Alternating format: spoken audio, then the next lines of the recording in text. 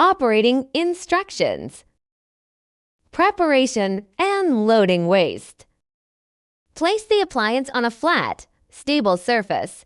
Ensure the appliance is in a well-ventilated area. Press the press button to open the lid. Remove the cast aluminum drying barrel. Placing food waste into the barrel, ensuring not to exceed the maximum capacity. Avoid adding hard substances like glass, metal, or large bones. Reinsert the barrel into the appliance and close the lid securely. The inner liner needs to be aligned, and the arrow needs to be aligned as shown in the video. Selecting capacity and mode. Long press the power button to turn on the appliance. Use the capacity button to select the desired processing volume. Use the mode button to choose between standard and quick modes. Then press the start, pause button to begin processing.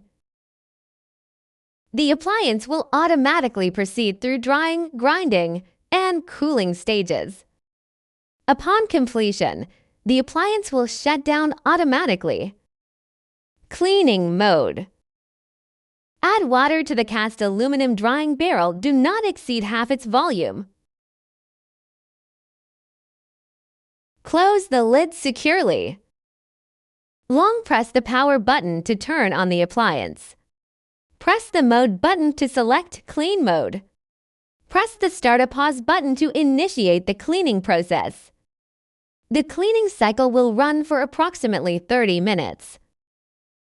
Drying function. No water is required. Close the lid and long press the power button to turn on the appliance. Press the mode button to select the clean mode. The indicator will light up, then press the start, pause button to begin.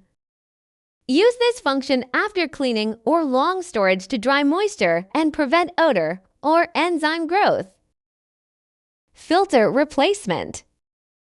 If odor persists, or when E05 appears after 600 hours of operation, replace the activated carbon filter.